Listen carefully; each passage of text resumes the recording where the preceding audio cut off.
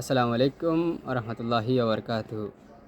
আসলে আজকের দিনে বড় বড় স্কলাররা দেখলাম শুভ নববর্ষকে উদযাপন করতে বা তাদের নিয়ে স্ট্র্যাটেজিতে তারা দেখলাম প্রমোট করতে দেখা যায়।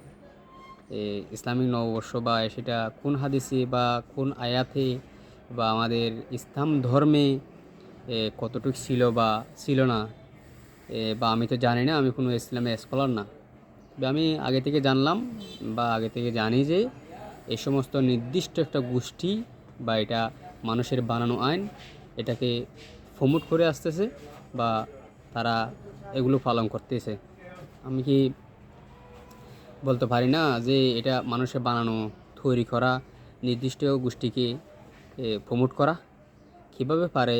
যে আমরা ইসরায়েলকে বয়কট করি, ইসরায়েলের পণ্য বয়কট করি, এই যে আমরা ইসরায়েলের পণ্য বয়কটের বা ইসরায়েলের বিরুদ্ধে আগ্রাসী হওয়া বা তাদের বিরুদ্ধে প্রতিবাদ জানানো, তার মানে এই না, এ হলো না যে আমরা অনেক ব্লগাররা বা অনেকদেরকে দেখা যায় যে তারা কোকাকোলা কিনে এনে তারা আবার সেটা ভিডিও করে সুন্দর করে লাথি মেরে ফেলে দেয়। তার মানে এ হলো না যা তাকে আমি কিনে এনে তাকে টাকা দিয়ে সেটা আমি আবার লাথি মেরে ফেলে দেব।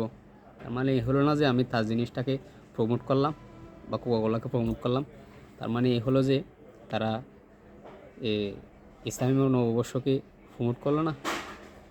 বড় বড় ইসলামের সন্তান হয়ে বা আমরা মুসলমানের সন্তান হয়ে আমরা কীভাবে পারি মানুষের বানানো আইন বা এটা মানুষের বানানো তৈরি একটা দিন কীভাবে বলতে পারি যে তারা সেটাকে দিন হিসেবে পহেলা বৈশাখ হিসেবে পালন করতে? সেটা আমার দ্বারা আমার মাথায় ঢুকে না। যা আপনাদের যদি যাদের ইসলামিক জ্ঞান আছে তারা আমাদেরকে বলুন যে এটা আমি হাদিসে রেফারেন্স দেন, আয়াত নম্বরটা বলে দিবেন, সেটা আমিও হয়তো বা সামনের বছর থেকে পালন করার জন্য উদ্বুদ্ধ হব। কারণ আমি এতদিন ধরে জেনে আছি সেটা হারাম, কোনো ইসলামিক বই দৃষ্টিতে বা কোনো হাদিসে নেই।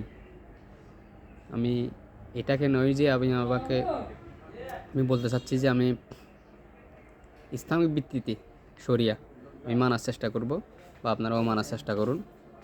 ধন্যবাদ।